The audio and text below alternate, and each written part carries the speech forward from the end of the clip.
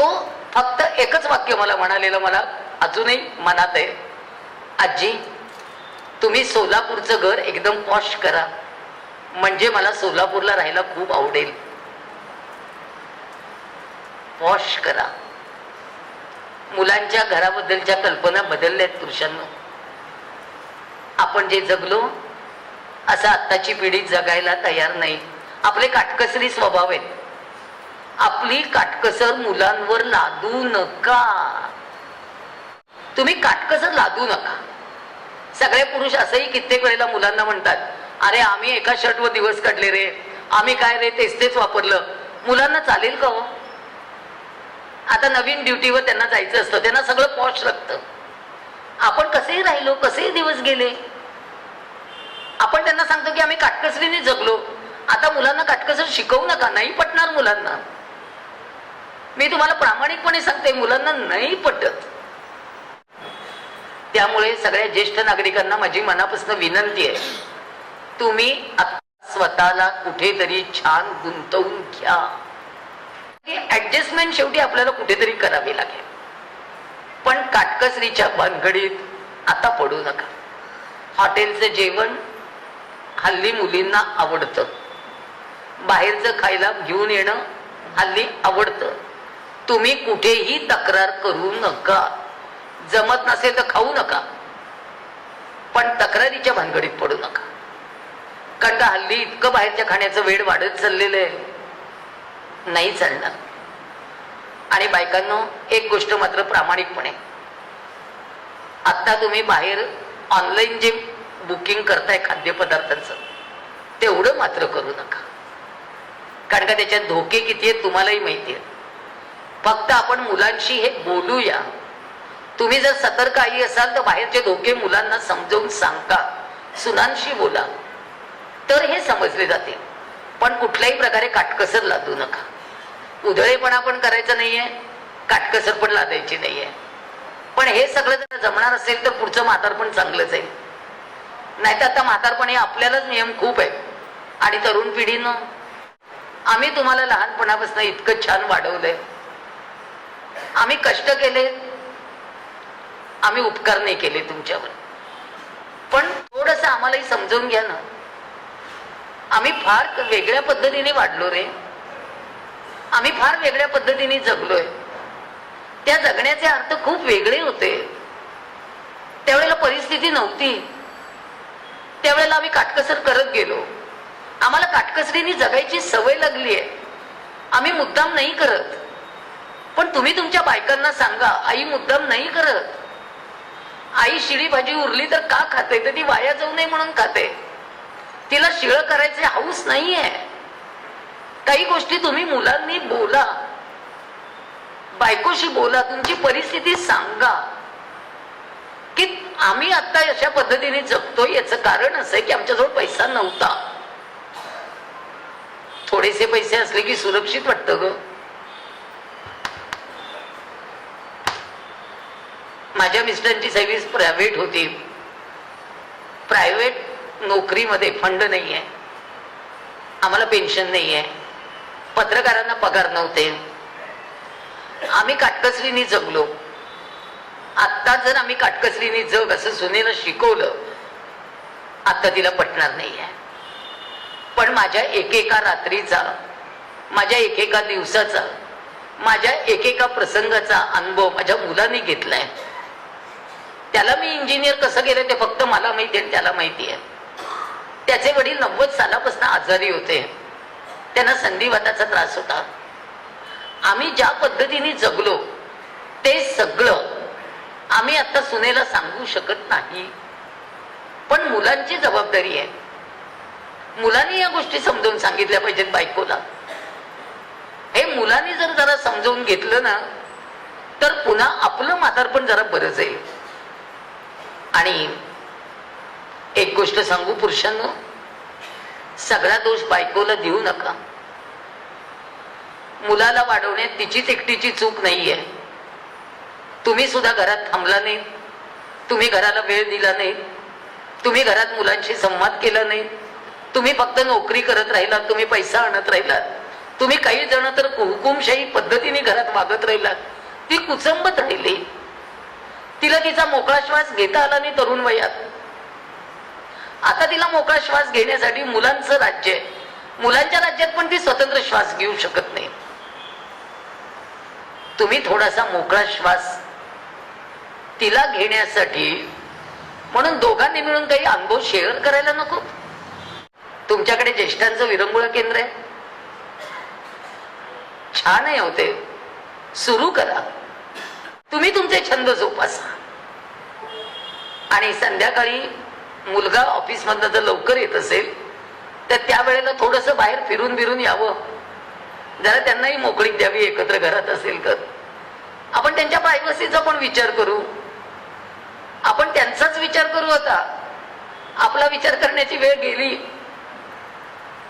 आता फक्त त्या पिढीचा विचार आहे, जी पिढी आपल्याला पुढे नेणार आहे. पाणी घालणार आहे असं मी म्हणत नाही.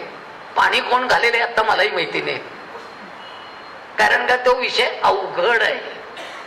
तो सोडून देऊ. पण प्रत्येक पावलावर आता फक्त ऍडजस्टमेंट आहे. एक गोष्ट बोलू, दागिने खूप असतील आत्ताच वाटून टाका. मुलीला आणि सुनेला सारखे द्या. आणि जर नसतील तर काही प्रश्नच नाही. पण असतील तर दोघींची वाटणी सारखी. बरं का, उगीच मग सुनेला जास्त कमी दिले, हिला जास्त दिले, तुम्ही गेल्यानंतर शिव्या खाऊ नका. काय असेल ते आधी. आणि एक गोष्ट खरी, मुलांना आत्ता आपण आहोत तोपर्यंत जे काही त्याच्या वाटणीच आहे ते तुम्ही लिहून ठेवा. मृत्यूपत्र करायचं प्रत्येकाने. आता पुढच्या पिढीमध्ये भांडणं नकोत. स्वच्छ सगळं छान लिहून ठेवा. रजिस्टर करायला पाहिजे अशातलाही भाग नाहीये. एका कागदावर लिहून ठेवा. फक्त एका डॉक्टरची सही घेऊन ठेवा त्याच्यावर. अहो काही नाही, सोपं आहे. लाचार झालेलं म्हातारपण नको. स्वाभिमानाने जगलोय, योग्य तिथे स्वाभिमानाने जगूया. पण ही नाती टिकली पाहिजेत, खूप टिकली पाहिजेत. आज नात्यांवर बोलते. तरुण मुलांनो आणि मुलींनो, तुम्हाला या नात्याचे अर्थ आत्ता नाही कळणार. जेव्हा म्हातारपण यायला लागतं, कृतांत कटका मलध्वज जरा दिसू लागली. जेव्हा म्हातारपण दिसायला लागतं ना, तेव्हा भीती वाटते बरं का. आणि एक विनंती करू, मुलं कुठेही राहायला जाऊ देत, गाव सोडू नका. त्याचं कारण असं आहे, त्या गावात तुमची माणसं आहेत, तुम्हाला ओळखणारं माणूस आहे. तुम्ही अडचणीत आलात ना तर ती माणसं तुमच्यापर्यंत पोहोचणार आहेत. ती तुमच्या जवळच्या माणसांपेक्षा तुमचं जास्त करणार आहेत. तुम्हाला काही व्हायला लागलं ना तर पळत पळत वर्तक तरी तुमच्यापर्यंत पोहोचणारच आहे. प्रत्येक माणूस तुमच्यापर्यंत पोहोचणार आहे. त्यामुळे आपलं गाव नाही सोडायचं. किती मुलं म्हणाली पुण्यात येऊन राहा, तुमचं घर आणि तुम्ही लखलावेत, आमच्या अडचणीच्या वेळेला या, पण घर सोडून नको जाऊ. आज मी सगळ्यांना सांगते, आपली समोरचं ताट द्या पण बसायचा पाठ देऊ नका. हे बरोबर विवा शिरवाडकरांनी लिहिलं. माझा मुलगा त्याचे बाबा गेल्यानंतर खूप अस्वस्थ आहे. तो 42 वर्षाचा आहे, पण तो इतका रडतो की त्याचं रडणंच थांबत नाही. तो सोलापूरला आल्यानंतर यांच्या खोलीत बसून इतका रडतो. त्याला मी परवा म्हटलं, आशुतोष किती रडशील? आता 3 वर्ष झाली यांना जाऊन. तो म्हणतो, मी लहान असताना जर बाबा गेले असते ना तर आई फार बरं झालं असतं. मला त्यांच्या आठवणींचा एवढा त्रास झाला नसता. माझ्या मिस्टरांना एक फार चांगली सवय होती, पुरुषांना मुलांनी नमस्कार केला ना की ते त्याला मिठी मारायचे. मी यांना एकदा विचारलं होतं, आशुतोषने नमस्कार केल्यावर तुम्ही त्याला मिठी का मारता?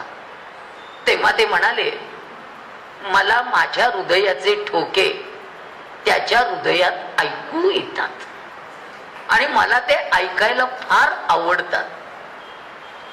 पुरुषांच्या मुलांविषयी असलेल्या संवेदना मला यांच्या आजारपणात कळल्या. ते इतके अस्वस्थ असायचे आशुतोषसाठी. त्याही जवळजवळ 7 महिने शेवटचे ऑक्सिजनवर होते. आम्ही घरातच ऑक्सिजन लावला होता. ते ऑक्सिजनवर होते तोपर्यंत मी म्हणायची तब्येत त्यांची ठीक होती, ऑक्सिजन मात्र रोज कमी पडायचं म्हणून लावावा लागायचा. ज्या दिवशी ते सिरियस झाले मी आशुतोषला फोन केला. तो पहाटे 3:30ला आला. गेट वाजलं नाही, दार वाजलं नाही, बेल वाजली नाही, पावलं वाजली नाही, तरी हे मला सांगतायत तो आलाय, जरा दार उघड. मी म्हटलं बाबा मला कसला आवाज नाही आला? ते म्हणतात नाही ग, माझ्या हृदयाचा प्रत्येक ठोका सांगतो ना तो कुठेतरी माझ्या जवळ आहे, मला अस्वस्थपणा आलाय, तू दार उघड. मी पहाटे 3:30ला जाऊन पुढचं दार उघडलं. आशुतोष बूट काढत होता. तो म्हणला आई तुला कसं कळलं? म्हटलं मला नाही कळलं, तुझ्या बाबांना सगळं कळतं. तो पटकन आत गेला, त्यांना जरा उठून बसवलं गेलं, नमस्कार केला. दुबळ्या दुबळ्या हाताने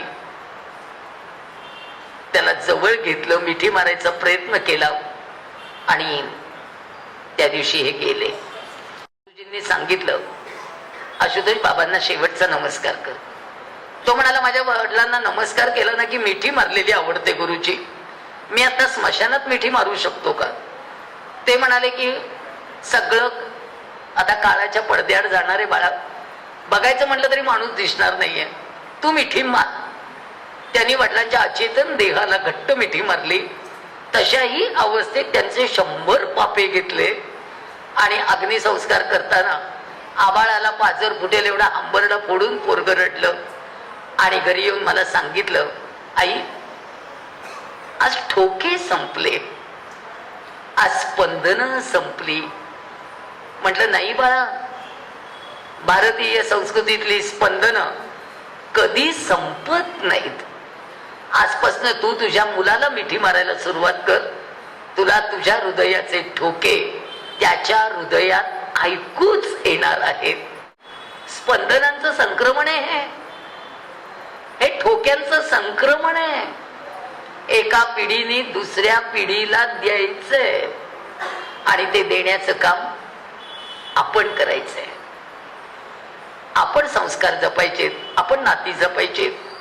त्यामुळे सगळ्यांना नम्र विनंती, म्हातारपणी कितीही तुमच्या हातनं चुका झाल्या असतील, एखादं नातं मुद्दाम तोडलं गेलं असेल, आज सगळ्यांना फोन करून सॉरी म्हणून टाका. सगळी नाती जपा, नाहीतर पुढच्या पिढीला काका राहणार नाही, मामा राहणार नाही, आत्या नाही, मावशी नाही. तुमच्या पाठीमागे पडदा कोरा असेल. पडदे कोरे करू नका. जाताना तुमच्या पाऊल खुणा ठेवा. जाताना तुमच्या मनातलं वादळ मुलांसाठी शाबूत ठेवा. तुमचे संस्कार, तुमचं एकूण जगणं मुलांसाठी कायम आदर्श राहिलं पाहिजे. त्यामुळे आजपासून सगळी नाती जपा. प्रत्येक नात्याला असं वाटलं पाहिजे की आपलं आहे, आणि ही जर नाती जपलीत तर हे सगळं टिकेल. हा एकटेपणा कुणाच्याही वाट्याला येऊ नये बाबांनो. हा एकटेपणा अजिबात नको. यासाठी आजपासून आपण संकल्प करूया, नाती जपूया. आज नाती जपलीत तर म्हातारपण सुंदर आहे. तुम्ही छंद जोपासा, म्हातारपण सुंदर आहे. थोडीशी तडजोड करा, म्हातारपण खूप छान आहे. तडजोडीशिवाय जगता येणार नाही. आणि म्हातारपणात पांढऱ्या केसाचं वैषम्य बाळगू नका. ही शरीराची अवस्था आहे. मन मात्र अतिशय आनंदी ठेवून जगूया आणि जगणं सुंदर करूया.